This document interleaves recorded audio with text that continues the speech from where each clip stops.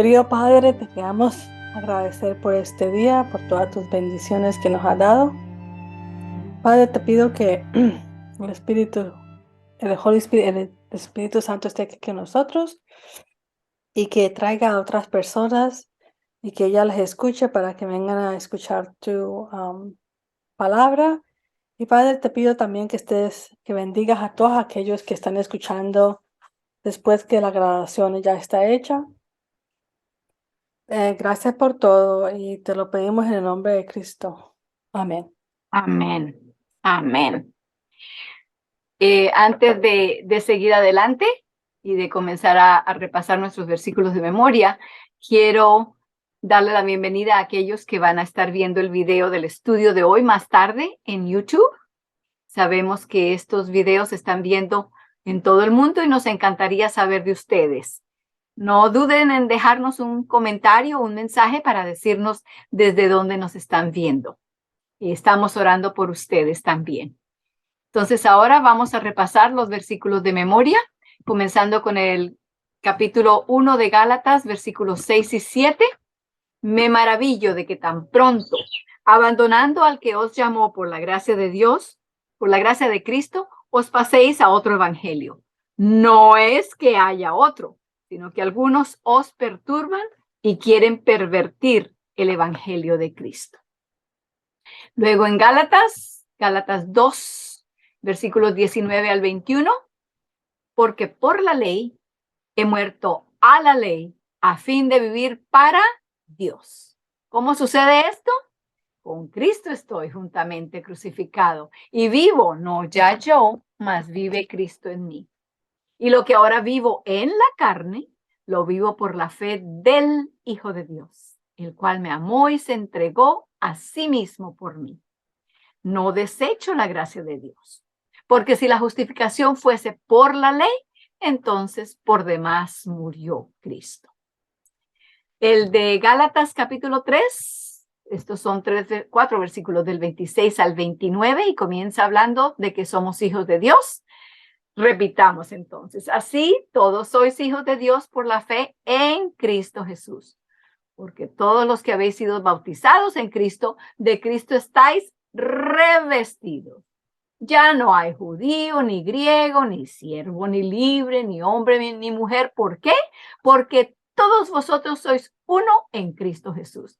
Y ya que sois de Cristo, de cierto sois descendientes de Abraham y herederos de acuerdo a la promesa. En Gálatas 4 tenemos los versículos 4 y 5.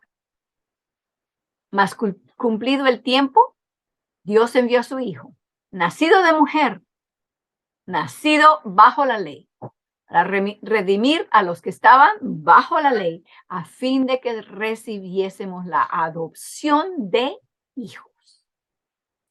Luego en Gálatas 5, son del versículo 13 al 16, habla de la libertad que tenemos en Cristo. Vosotros, hermanos, habéis sido llamados a ser libres, pero no uséis la libertad para satisfacer a la carne, sino servíos con amor los unos a los otros, porque toda la ley se cumple en un solo precepto. Amarás a tu prójimo como a ti mismo. Pero si os mordéis y os devoráis unos a otros, cuidad, que no os consumáis mutuamente. Digo pues, ¿cuál es el remedio a todo esto?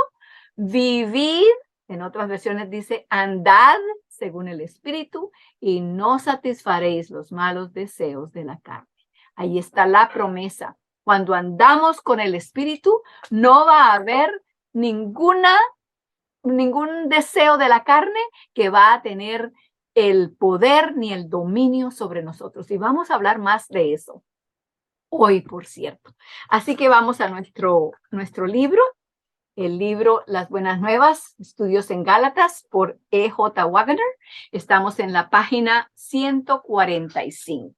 Allí es donde habíamos terminado la vez pasada. Estamos en la parte superior, en el primer párrafo completo que hay allí. Comienza diciendo, qué asombrosa posibilidad. Comienzo a leer allí. Dice, qué asombrosa posibilidad se presenta aquí. Vivir en la carne como si ésta fuese espíritu. Acabamos de repetir de Gálatas 2:20, ¿verdad? Que ahora lo que vivo en la carne, ya no lo vivo yo, sino lo vive Cristo en mí, ¿verdad? Entonces, ese es el secreto. Vivir en la carne como si la carne fuese espíritu. La cita viene ahora de 1 Corintios 15, 44 y 46 y dice, hay cuerpo animal y cuerpo espiritual, pero lo espiritual no es primero, sino lo natural, después lo espiritual. El cuerpo natural lo tenemos todos ahora. El cuerpo espiritual lo recibiremos futuro, ¿verdad?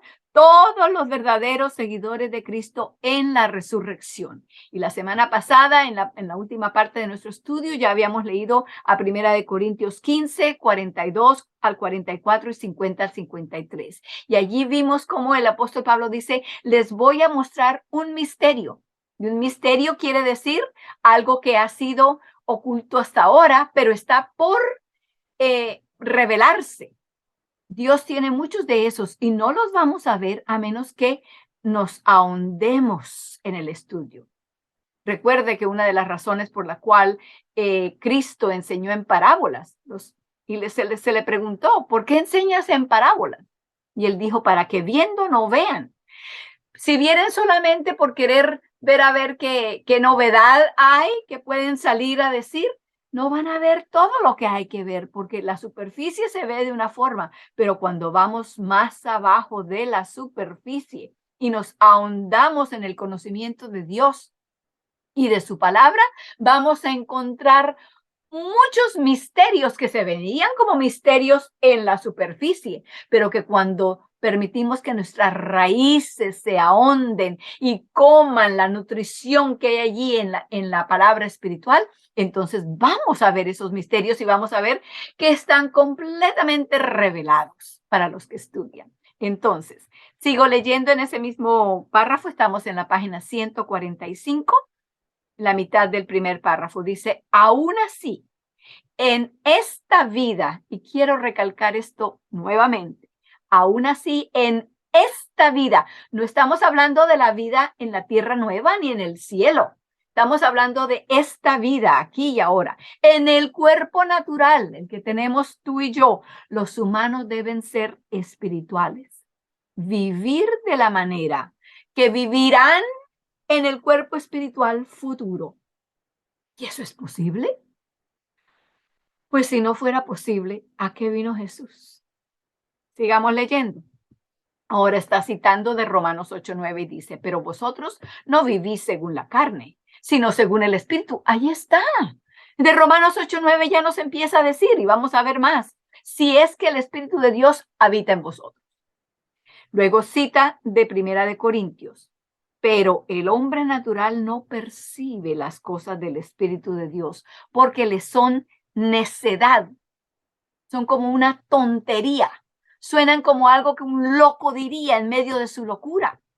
Entonces, para las personas que solamente quieren saber de la ciencia, de la filosofía, de los historiadores, de los escolásticos, para ellos esto les suena como, ¡ay, qué tontería están hablando!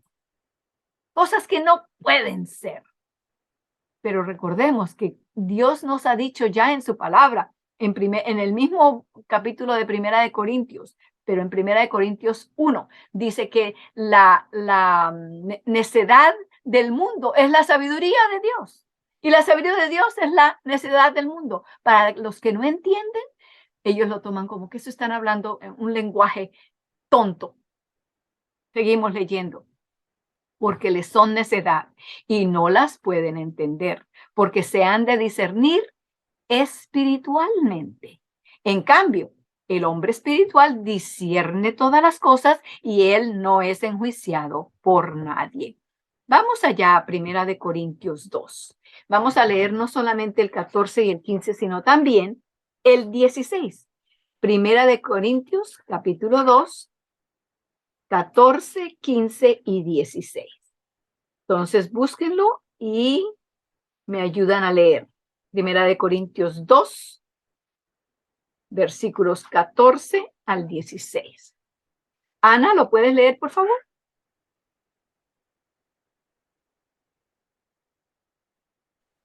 Sí, buenos días. 2, 14 al 16. Sí, por favor. El que no tiene el Espíritu no acepta lo que procede del Espíritu de Dios, pues para él es locura. No puede entenderlo porque hay que discernirlo espiritualmente. En cambio, el que es espiritual lo juzga todo, aunque él mismo no está sujeto al juicio de nadie, porque quien ha conocido la mente del Señor para que pueda instruirlo, nosotros por nuestra parte tenemos la mente de Cristo.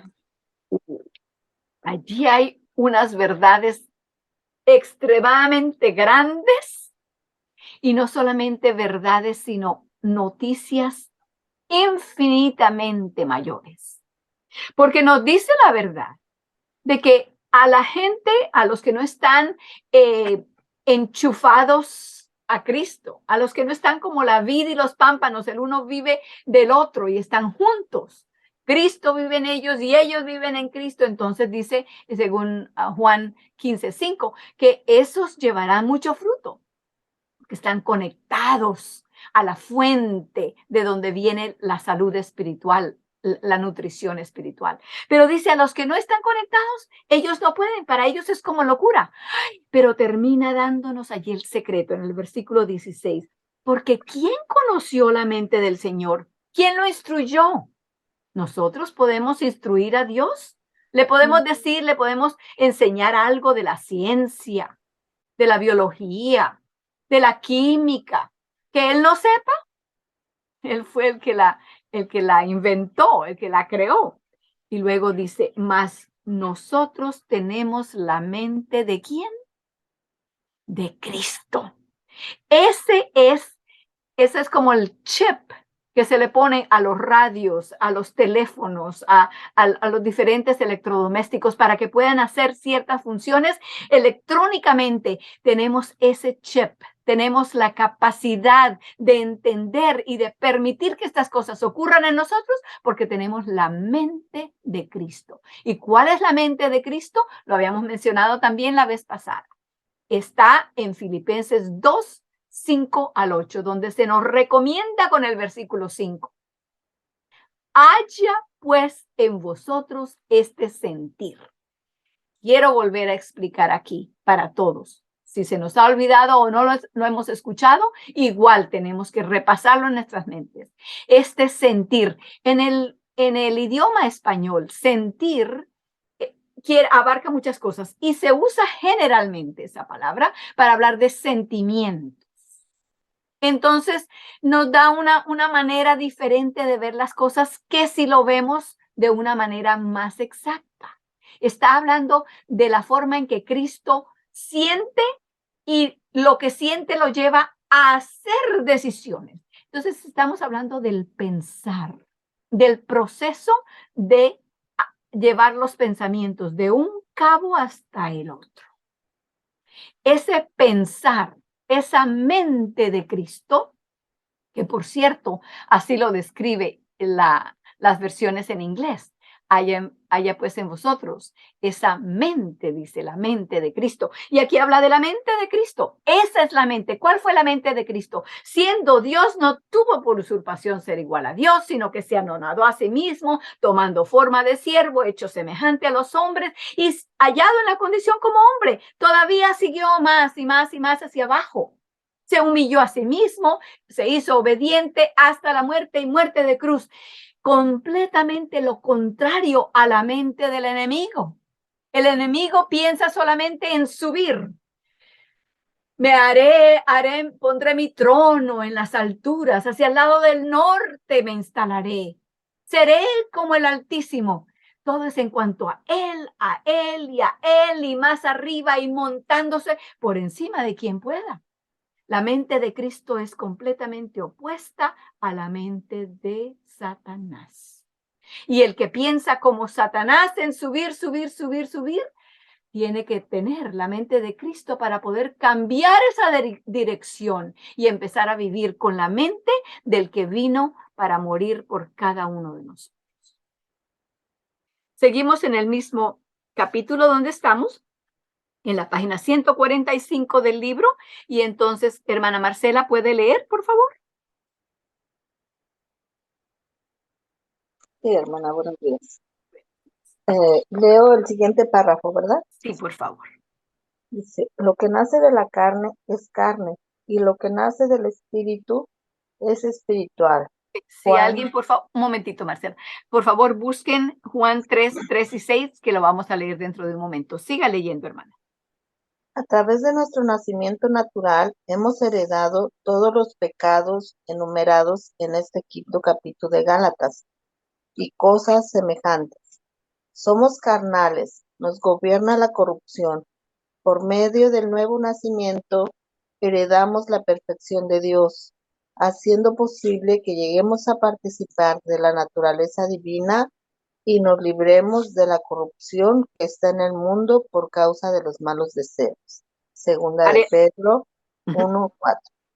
Paremos ahí un momentito. Y entonces, Juan 3 y 6, hermana Mari, ¿lo tiene? Sí, hermana, buenos días. Buenos días. Juan 3 y 6. Respondió Jesús y le dijo, de cierto te digo, que el que no naciere de nuevo no puede ver el reino de Dios. Lo que es nacido de la carne, carne es, y lo que es nacido del espíritu, espíritu es. Entonces, ¿cómo se lleva a cabo esa diferencia? ¿Cómo podemos pasar de carne a espíritu? Solamente por medio del Espíritu Santo viviendo en nosotros. Entonces, no dejamos de ser carne, porque así vamos a vivir. Por eso dice en Gálatas 2:20, y lo que ahora vivo en la carne, esa no va a cambiar hasta que Cristo venga, según leímos ya en 1 Corintios capítulo 15, y desde el 40 en adelante habla de aquello, cómo va a ser esa transformación. Vamos a dejar de ser mortales y vamos ahora a ser inmortales. Vamos a dejar de ser corruptos o de carne corrupta y ahora vamos a ser incorruptibles. No más enfermedades, no más defectos, no más dolor, nada de eso va a haber más.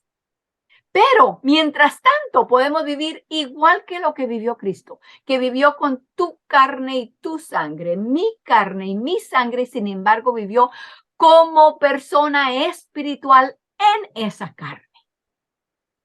No vino solamente a darnos el ejemplo para que nosotros podamos seguir el ejemplo. Hermanos, tengo noticias para ustedes. Nosotros no podemos ni siquiera seguir el ejemplo. No tenemos la fuerza. De nosotros mismos no podemos. Él vino para darnos el ejemplo, como quien hace una comida y entonces luego da poquititos para cada quien, para que cada quien lo pruebe y sepa, cómo sabe todo el resto, ¿verdad? El resto del plato. Entonces esa prueba, a eso fue que vino Jesús, a mostrarnos la prueba, para que nosotros creamos que así como Él lo hizo, lo puede hacer también en nosotros. Y lo que ahora vivo en la carne, lo vivo ¿cómo? Por la fe del Hijo de Dios.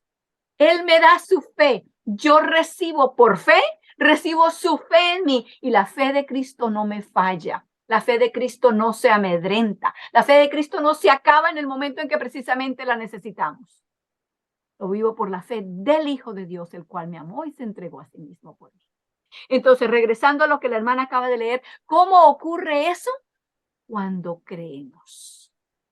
Y hay personas que dicen, pero eso de creer, y entonces, ¿cómo se ve? Hay una transformación. Si creemos, si la fe es una fe viva en Cristo, va a haber una transformación en la carne.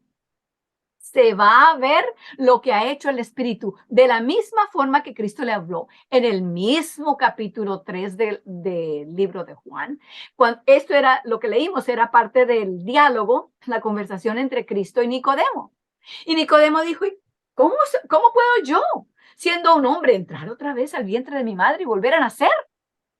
Le dijo el Señor, no, por el Espíritu. El Espíritu no lo vemos, igual que el viento. Cristo fue el que salió con esa ilustración. Es como el viento, no lo vemos, ni lo podemos tocar, ni lo podemos agarrar, pero vemos sus efectos. Y si estamos viviendo con el Espíritu, andando con el Espíritu, si el Espíritu vive en nosotros, la transformación se va a ver en nuestra carne, en nuestra disposición, en nuestras acciones y en nuestras reacciones. Yo le pido al Señor tanto que me ayude, no solamente con mis acciones, pero con mis reacciones. ¿Por qué? Porque las reacciones tenemos apenas un medio minuto, un pedacito de minuto para reaccionar. Que esas reacciones, que Cristo esté tan completamente arraigado dentro de nosotros, que en el momento en que tengamos que responder de repente, repentina, súbitamente, lo que salga sea Cristo. Volviendo otra vez a donde estaba leyendo la hermana. Dice allí, decía ella, leía, somos carnales, nos gobierna la corrupción. Por medio del nuevo nacimiento heredamos la perfección de Dios. Vamos entonces a 2 de Pedro 1:4. 2 de Pedro 1:4. Quiero aclarar esto también porque el lenguaje a veces usamos las palabras y creemos que las estamos describiendo bien y luego cuando las volvemos a leer, no, eso no era así, eso no dice exactamente lo que yo quiero decir. Creo que así podemos ver ahora. 2 de Pedro 1:4. Hermana Janet, ¿puede leerlo? 2 de Pedro 1:4. Mediante ellas nos ha sido dada preciosas y grandísimas promesas, para que por ellas ustedes sean hechos participantes de la naturaleza divina, después de haber huido de la corrupción que hay en el mundo debido a las bajas pasiones.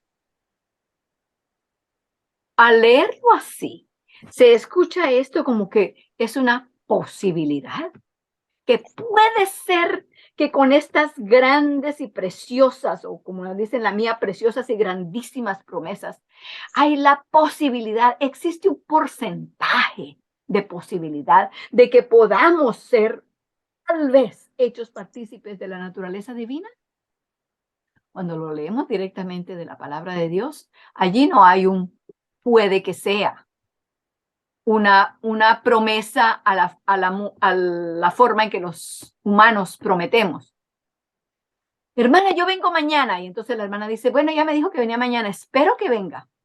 Ahí está una esperanza, ahí está una promesa, pero puede que sea, como puede que no, pero las promesas de Dios no son así, las promesas de Dios son seguras. Entonces, como dice, por las cuales nos son dadas preciosas y grandísimas promesas, para que por ella fueseis hechos participantes de la naturaleza divina. No hay allí de que puede que ser, puede que ocurra como puede que no. No, hay una certidumbre que no se mueve, que no se está balanceando para un lado y otro. Porque al leerlo aquí del libro, y yo sé que no lo quisieron decir así, pero quiero dejar esto bien formado en nuestras mentes. Dice, por medio del nuevo nacimiento heredamos la perfección de Dios, haciendo posible que lleguemos a participar de la naturaleza divina. No, cuando creemos en las promesas de Dios, somos hechos participantes de la naturaleza divina. Al creer la promesa, el poder de Dios entra y nos vivifica. En la misma forma que sucedió, solamente por tomar aquí un ejemplo, cuando Cristo curó al paralítico. Paralítico por 38 años, no había caminado. Lo tenían que llevar de un lado para el otro. Allí estaba, al lado de la piscina de Bethesda. No se podía mover él solo y Cristo le pregunta, ¿quieres ser sano? Y él dice, sí. Le dice, levántate, toma tu lecho y anda. El hombre no se puso a decir, no, pero ya yo tengo, es que usted no sabe, yo tengo aquí 38 años y todos los días vengo y nunca he podido. ¿Cómo voy a poder ahora? No me cree lo que yo le estoy diciendo, que yo no he podido caminar. No. Creyó en lo que Cristo le dijo y el poder, la fuerza, la energía sanadora de Cristo, entonces, en el hecho de que él creyó, entonces tomó el control y el hombre se paró y pudo caminar. De la misma forma ocurre aquí. Cuando llegamos a ser partícipes de la naturaleza divina, cuando creemos, porque cuando creemos, la energía de Dios entonces toma posesión de nuestras decisiones, de nuestros procesos de pensamiento, de nuestro libre albedrío, de nuestra voluntad, y hace que podamos hacer lo que sin ello no podríamos haber hecho. Ni por 38 años, ni por 1.000.000 de años. Y nos libremos de la corrupción que está en el mundo por causa de los malos deseos. Hermana, termine ese párrafo. Allí le faltan tres líneas. Sí, hermano. Dice, el hombre viejo, viciado por sus engañosos deseos, Efesios 4:22, es crucificado y despojado, para que el cuerpo del pecado sea destruido, a fin de que no seamos más esclavos del pecado. Romanos 6:6. Vamos allí a Romanos 6:6. Los citaron allí prácticamente todo, pero quiero, como me gusta que hagamos, que conozcamos nuestra Biblia. Entonces, vamos allí a Romanos 6:6 para que lo subrayen allí, sepan en qué parte de la página están. Con eso, si alguien les pregunta o si tienen alguna duda, ustedes pueden abrir su Biblia y aquí está. Yo sé que eso está en Romanos 6 y aquí tengo mi Biblia conmigo. Entonces, en Romanos 6:6 dice, sabiendo esto que nuestro viejo hombre, el hombre carnal, los deseos carnales, juntamente fueron crucificados con él. Lo mismo que dice Gálatas 2:20, con Cristo estoy juntamente crucificado. Bueno, seguimos. Para que el cuerpo del pecado sea deshecho. ¿Qué le pasa a un cuerpo después de que muere y lo entierran?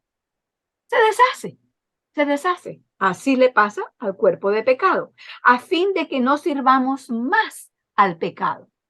Entonces pregunto, ¿qué sucede cuando decimos algo como esto? Ay, sí, es que como yo soy humana, pues entonces cometí un error. ¿Qué estamos haciendo cuando decimos así? Bueno, sí, Dios dice en su palabra que ya no voy a servir más al pecado, pero yo he decidido servir al pecado y tengo como excusa el hecho de que como yo soy humana, no puedo hacer más. Eso es todo. Y el enemigo nos mantiene, hermanos. Escuchen esto. Escuchemos, digo yo también, porque yo tengo que escucharlo de la misma forma.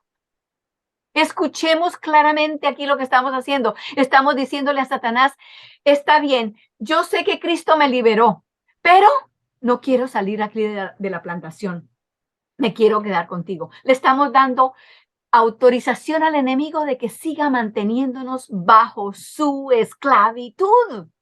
Después de que el Señor nos ha dado ya la declaración de emancipación, de liberación, ¿cómo podemos luego nuevamente decir, bueno, no, yo estoy aquí de esclavo y pues no puedo hacer nada más? No, tú no puedes, pero ya Cristo te liberó. ¿Qué haces allí viviendo como esclava cuando que has sido liberada? Viviendo como un esclavo, siendo maltratado por el verdugo diariamente. ¿Por qué? Porque no quieres creer que has sido liberado verdaderamente. ¿En qué clase de Salvador creemos entonces? ¿Es un Salvador a medias? Un Salvador que, como dice en ¿qué es? En Mateo 1:21, que dice, llamarás su nombre Jesús, porque Él salvará a su pueblo de sus pecados, no en sus pecados. Pero si estamos excusando el pecado y lo que estamos haciendo y los deseos que tenemos, diciendo que no puedo hacer más porque soy humana, entonces no creemos que Cristo nos ha salvado de nuestros pecados. ¿Estamos pensando que Él nos vino a salvar en nuestros pecados? No, no, no. De nuestros pecados. En el mismo capítulo de Romanos 6, suena bastante como el versículo 6 que leímos allí, en el versículo 12, más enfáticamente se nos dice, no reine pues el pecado en vuestro cuerpo mortal para que le obedezcáis en sus concupiscencias o iniquidades. No reine. Quiere decir, no tiene dominio. En la Biblia en inglés dice, no tendrá dominio el pecado sobre vosotros. ¿Creemos? ¿Ese es el Salvador que tenemos? ¿Nos dio la libertad completa? ¿La conocemos? ¿O es que la conocemos a media y no nos hemos dado cuenta que es cierta?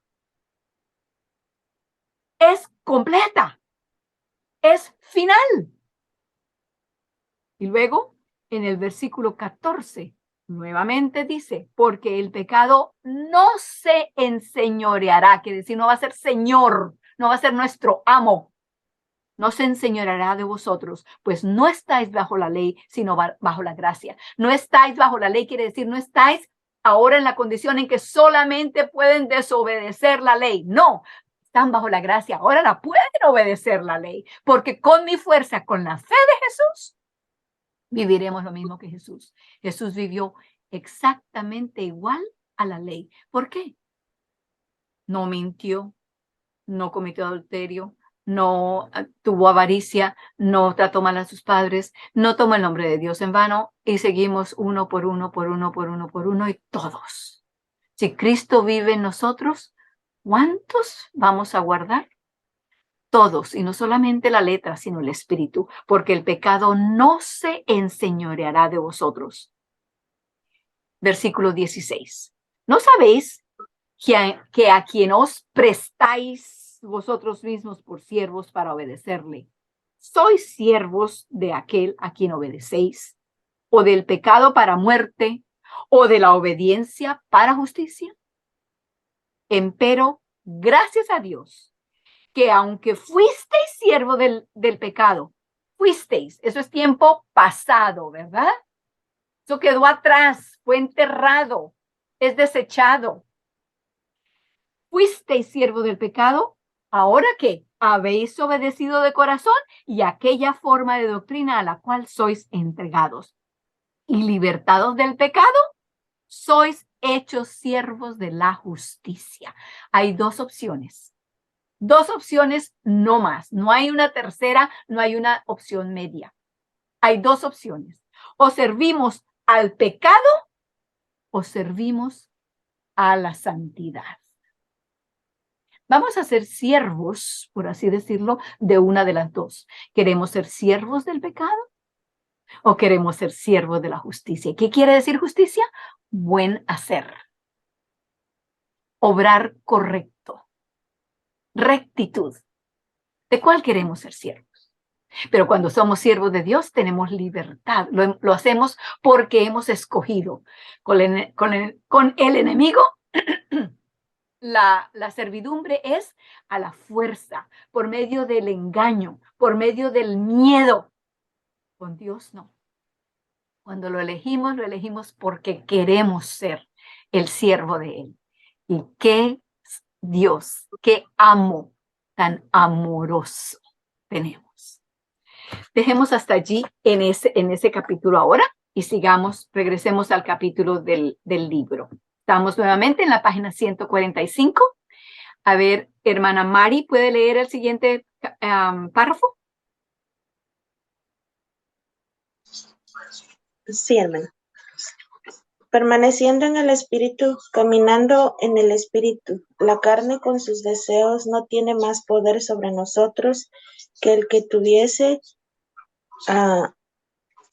que el que tuviese si estuviésemos literalmente en el sepulcro. Pare ahí un momentito, hermana. ¿Escucharon lo que dice? El pecado, ahora que estamos todavía en vida, no, si estamos permaneciendo en el espíritu y caminando con el espíritu, dice que la carne y sus deseos no tienen ninguna fuerza sobre nosotros. Igual que tendrían si estuviéramos muertos. Una persona está muerta. ¿Tiene tentación a decir mentiras? No, está muerta. ¿Tiene tentación a robar algo? No, está muerta. ¿Tiene tentación a codiciar lo que tiene el vecino, el carro, la casa, la ropa? No, está muerta. No tiene tentación de nada. El pecado no tiene ningún dominio sobre una persona que está muerta. Entonces, vuelva a leer desde el principio, hermana, para que escuchemos esto con eso en mente. Permaneciendo en el espíritu, caminando en el espíritu, la carne con sus deseos no tiene más poder sobre nosotros que el que tuviese si estuviésemos literalmente en el sepulcro. Es entonces solamente el Espíritu de Dios el que da vida al cuerpo. Amén. Amén. El Espíritu usa a la carne como un instrumento de justificación. La carne es todavía corruptible, aún llena de malos deseos, todavía lista para rebelarse contra el Espíritu. Pero entre tanto que dobleguemos nuestra voluntad a Dios, el Espíritu mantiene a raya a la carne. Ay, hermanos, si tienen el libro, les invito, es más, les ruego que subrayen allí, desde donde dice el Espíritu usa a la carne como un instrumento de la justificación. Recuerden, justicia, en español no se oye esto claramente, pero recordemos qué quiere decir. Justicia es buen hacer. No es un papeleo solamente que le ponen un sello y lo pasan de un escritorio al otro y le ponen una firma y una fecha y cada quien. No es papeleo. La justificación es buen hacer. La justicia de Dios es su buen hacer, su hacer correcto. Entonces, el Espíritu usa a la carne como instrumento de hacer el bien. La carne es todavía corruptible. No ha venido Cristo, no tenemos cuerpo glorioso como el de Cristo cuando resucitó. Aún está llena de malos deseos. Subrayen, subrayen. Todavía lista para rebelarse contra el Espíritu. Pero entre tanto dobleguemos nuestra voluntad a Dios. Mientras creamos en Dios, mientras le demos la autorización a Dios, el Espíritu mantiene a raya a la carne. Porque el Espíritu siempre gana, ¿verdad? Cuando el Espíritu y la carne batallan, ¿quién gana? El Espíritu. Especialmente si le damos la autoridad. Espíritu vive en mí. La carne no tiene ni un chance de ganar esa batalla cuando le decimos al Espíritu que queremos que Él viva en nosotros. Siga, hermana, por favor. Si tambaleamos, si nos tornamos a Egipto en nuestro corazón, o si nos volvemos confiados en nosotros mismos, y entonces descuidamos nuestra relación de dependencia del Espíritu, volvemos a edificar de nuevo las cosas que habíamos destruido, y otra vez nos hacemos transgresores. Pero esto no tiene que suceder. Amén, amén. No solamente lo subrayen, sino pónganle un círculo a esa oración. Pero esto no tiene que suceder. No hay excusa para decir, no es que porque yo sé que lo que dice es malo, pero si ella no hubiera dicho, si él no hubiera hecho, no hay ninguna excusa. Eso no tiene que suceder si el Espíritu Santo es el que está caminando en nosotros y haciendo en nosotros. Sigue, hermana, Cristo. Cristo tiene poder sobre toda carne y ha demostrado su habilidad de vivir una vida espiritual en la carne. En la carne, una vida espiritual en la carne. Les quiero contar lo que sucedió aquí en los Estados Unidos. El 1 de enero de 1863 fue la declaración de la independencia de los esclavos en todos los territorios de los Estados Unidos de Norteamérica. El presidente Lincoln pasó esa ley y fueron todos declarados libres el 1 de enero de 1863. Les recalco la fecha para que entiendan lo que les voy a contar ahora. En junio 19 de 1865, los esclavos que vivían en la ciudad de Galveston, en Texas, se enteraron que habían sido liberados. Pero ¿cuánto tiempo había ya estado el edicto de liberación vigente? Desde enero de 1863 hasta junio 19 de 1865. 2 años y medio vivieron los esclavos de Galveston, Texas, como esclavos y esclavizados y siendo maltratados por sus mayordomos y sus verdugos, porque no sabían que habían sido liberados. Por cierto que ahora se celebra el 19 de junio, lo llaman Juneteenth, celebrando el hecho de que esa porción de esclavos se enteraron 2 años y medio después, sirvieron por 2 años y medio más como esclavos, simplemente porque no sabían que habían sido liberados. Hermanos, ¿qué hay de nosotros? Leímos, entendemos, se nos dice en su palabra en Romanos, capítulo 6, todo el capítulo 6, en Romanos en cualquier lugar prácticamente que lo abramos, en Gálatas lo estamos estudiando. ¿Creemos? Allí es donde tenemos que ver, porque los esclavos de Galveston hubieran podido decir, no, eso quién sabe qué será, eso deben ser mentiras, y hubieran podido seguir hasta el día de hoy si hubieran querido. ¿Creemos que hemos sido liberados? Creemos que tenemos un Salvador capaz de hacerlo y no solamente capaz de declararnos libres, sino de mantenernos libres. Hebreos 7:26 dice, porque Él puede salvarnos hasta lo sumo, completamente, por la eternidad, sin fin. Ese es el Salvador que tenemos. Creámosle y no vivamos todavía bajo el dominio del pecado, cuando que Él pagó un precio tan grande por nuestra liberación. Estamos en la página 146 ahora. A ver, hermana Marcel, no, hermana Ana, por favor. Ana, Janet, ¿ya tú leíste? No, no has leído. Lee, por favor. Perdón. Esto es el verdadero hecho carne. Dios, ¿sí? El verbo. Este es el verbo, perdón. Este es el verbo hecho carne. Dios manifestado en la carne. Es la revelación de el amor de Cristo que sobrepuja todo entendimiento para que seamos llenos de la plenitud de Dios. Con este espíritu de amor y mansedumbre gobernando nuestra vida, no estaremos deseosos de vanagloria, provocándonos y envidiándonos los unos a los otros. Todas las cosas lo serán de Dios, y esto deberá reconocerse, de manera que nadie se incline a vanagloriarse gloriarse sobre su prójimo. Amén, amén. ¿Cómo se va a ver la diferencia? ¿Cómo se va a ver la diferencia entre un cristiano que está viviendo, haciendo sus propias obras buenas?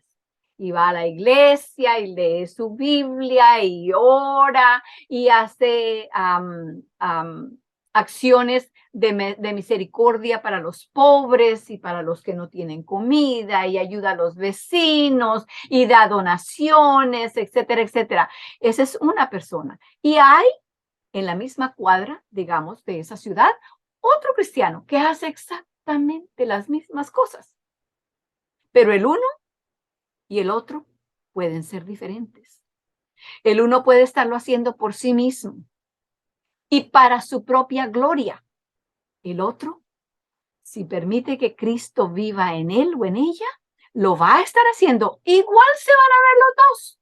Igual, tal vez hasta son miembros de la misma iglesia y se sientan en la misma banca. Cantan los mismos himnos, repiten los mismos versículos y escuchan el mismo predicador todas las semanas. Pero ¿cuál es la gran diferencia? El que lo está haciendo por sí mismo va siempre a querer tener el crédito, el mérito, la apreciación, las gracias, los premios por lo que está haciendo. Y cuando no los tiene, se va a quejar. No aprecian lo que yo hago. Yo llevo tantos años aquí en este departamento enseñando a los niños todas las semanas y nadie se acomide a ayudar ni a decir que lo estoy haciendo y nada. El día que yo me muera ni cuenta se van a dar que yo me morí.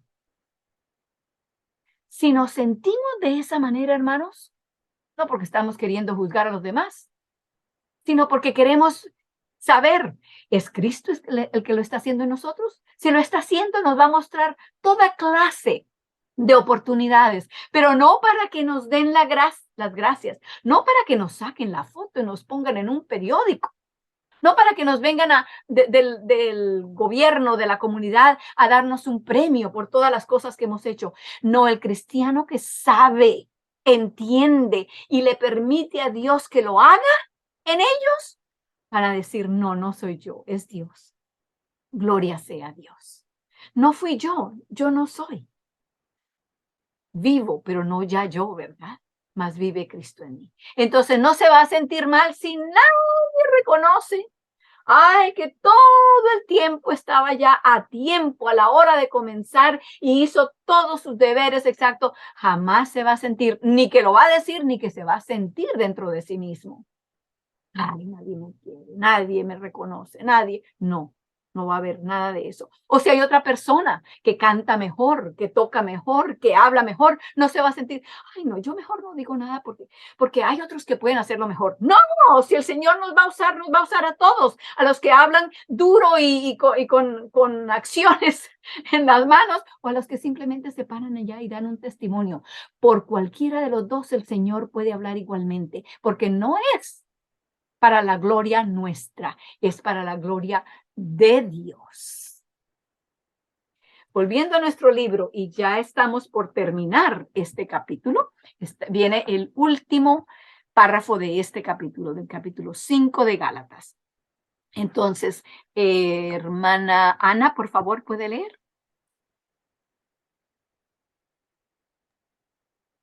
Sí, dice, el Espíritu de vida en Cristo, la vida de Cristo es dada gratuitamente a todos, y cualquiera que tenga sed, venga y tome del agua de la vida, del agua de vida de balde. Y el Verbo se hizo carne y habitó entre nosotros, lleno de gracia y de verdad. Y vimos su gloria, gloria que como Hijo único recibió del Padre. Gracias a Dios por su don inefable. Amén. Amén. Y hoy precisamente en gran cantidad el mundo cristiano están celebrando el día de la resurrección de Cristo y están mandando saludos y textos y demás, deseándose el uno al otro una feliz Semana Santa, el día de la resurrección y lo que Cristo hizo, pero lo estamos celebrando de corazón, es solamente otra fiesta. Gracias a Dios por su don inefable. Vamos a 2 de Corintios, capítulo 9. 2 de Corintios, capítulo 9. Vamos a leer varios versículos de allí. Así que por favor, ténganlos todos listos y vamos a leer unos versículos y otros. Así que vamos a ir uno por uno. Segunda de Corintios, capítulo 9, comenzando con el versículo 8. Comienzo a leer. Y poderoso es Dios. ¿Sí? ¿Creemos que es poderoso? Hagámonos esa pregunta a nosotros mismos, dentro de sus propias mentes. Poderoso es Dios para hacer que abunde en vosotros toda gracia, a fin de que, teniendo siempre en todas las cosas todo lo que basta, abundéis para toda buena obra. Ya que tenemos todas las bendiciones de Dios, ya que tenemos tanto que el Señor nos da, Él no solamente nos da lo que necesitamos, sino también muchas veces lo que queremos, lo que anhelamos. Nos da de más. Nos da no solamente el postre, sino le pone también el icing on the cake, el batido sobre el postre, ¿verdad? Nos da tanto. Entonces podremos abundar para toda buena obra. Versículo 9, Janet, por favor.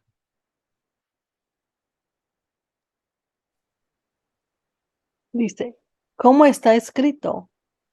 Esparció Dios a los pobres. Su justicia permanece para siempre. Los 10, Marcela. Perdona, hermana, estoy perdida. 2 de Corintios 9. versículo 10. Dice, y el que da semilla al que siembra y pan al que come, proveerá y multiplicará vuestra sementera y aumentará los frutos de vuestra justicia. Hermanos, ¿estamos escuchando allí la relación que se está haciendo? Y recordemos que toda bendición que tenemos, piensen en sus bendiciones, las cosas que cuentan como bendición. Las familias, ¿verdad? Nuestras familias son una bendición del cielo. La comida que recibimos diariamente, 3 veces al día. El agua que tenemos para tomar, para usar en nuestras casas. Las casas que tenemos. Tal vez tenemos un auto, un carro también. Tenemos vida, tenemos salud. Tal vez algunos no las tengamos completa, pero son todas bendiciones de Dios. ¿De dónde vienen? Todas tienen el sello de la cruz de Cristo. Si Cristo no hubiera muerto por nosotros, no hubiéramos podido tener desayuno esta mañana. ¡Qué cosa tan grande! Tenemos que darnos cuenta de la realidad de estas cosas. Entonces allí dice, el que le da la semilla al sembrador, también le va a dar pan al que tiene hambre. Y fuera de eso, ahora pasa de lo físico a lo espiritual. Aumentará los crecimientos de frutos de vuestra justicia. De la misma forma que el Señor provee los frutos. Se siembra una semilla y tenemos semillas para unas 100 plantas más después. De la misma forma que Él multiplica la comida, de esa misma forma tiene el poder para multiplicar los frutos de nuestra justicia, de nuestro buen hacer. Sentimos que tenemos falta de obrar para Dios, de hacer algo por el reino de Dios. ¿En quién estamos confiando? Si estamos bebiendo profundamente de la comida y la bebida de Cristo, de la bebida y la comida espiritual, vamos a tener multiplicación de nuestros quehaceres para Dios. Esa es una promesa, tan promesa como el hecho de que Él le va a dar semilla al que planta y va a dar fruto de esa semilla para todos los que necesitan comer. Versículo 11. Mari.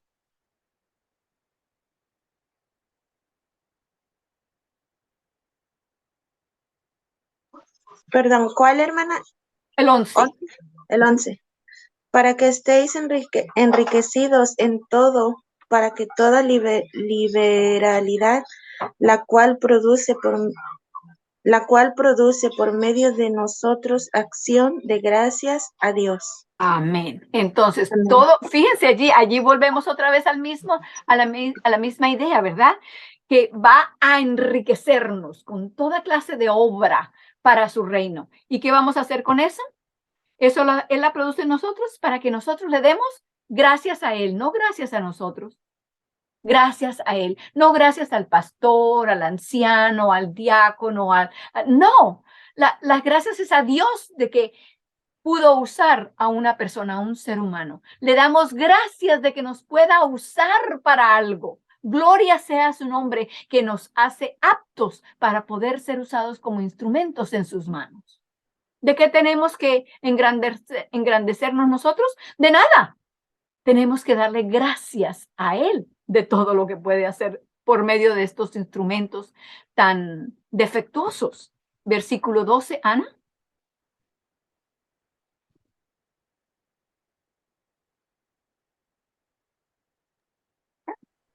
Dice, esta ayuda que es un servicio sagrado no solo suple las necesidades de los santos, sino que también redunda en abundantes acciones de gracias a Dios. Amén. Allí está otra vez. Entonces, no solamente cuando el Espíritu Santo vive en nosotros y está actuando y creemos en Él y le permitimos que haga en nosotros lo que Él puede hacer, lo que Él solamente puede hacer. Entonces, ¿qué tenemos? Hay un engrandecimiento, hay un enriquecimiento de obras y no solamente eso, sino que también va a haber un enriquecimiento, una multiplicación de agradecimiento ¿a quién? A Dios. Ahí está el mismo ciclo. Versículo 13, Janet. dice, el experimentar esta ayuda, al experimentar esta ayuda, ellos glorifican a Dios por la obediencia que profesan al Evangelio de Cristo y su liberalidad en la construcción para con ellos y con todos. Pues entre más dan los creyentes que están entregados a Dios, más gracias dan también los demás. Así que, ¿quién recibe todo el agradecimiento? Hay más agradecimiento para Dios de parte de los cristianos, así como de parte de los que no son cristianos, pero que reciben la ayuda que los cristianos les dan. ¿Cómo? Porque Dios los está usando a ellos para manifestarse a los demás. Versículo 14, Marcela. Asimismo, en la oración de ellos por vosotros, a quienes aman a causa de la superabundante gracia de Dios en vosotros. Ahora leamos todos juntos que tenemos los micrófonos apagados. Gracias, ¿a quién? A Dios. ¿Por qué? Por su don inefable. ¿Quién es ese? Cristo Jesús. Porque sin Él, nada de lo que hemos leído aquí sería posible, ni podrá nunca ser posible. Por nosotros mismos no podemos. Con Cristo, todo lo podemos, porque Él lo puede. Les invito a que nos arrodillemos para orar.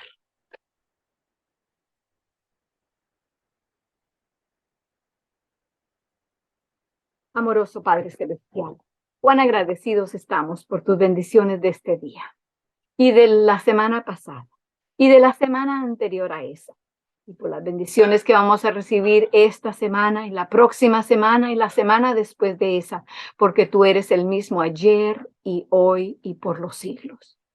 Señor, ayúdanos a creer más en ti. Si hay alguna petición que nuestros corazones desean presentar delante de ti constantemente, es que nos des más amor por ti, más confianza en ti. Gracias, Señor, por la palabra que hemos tenido esta mañana y porque ha traído en nosotros más agradecimiento hacia ti. Que todo lo que hagamos pueda ser hecho por Cristo en nosotros y sea reconocido por nosotros como hecho por Cristo, para que así la alabanza nunca se acabe en nuestros labios ni en la de los que nos rodean por causa de Cristo. En el nombre de Él te lo pedimos todo. Amén.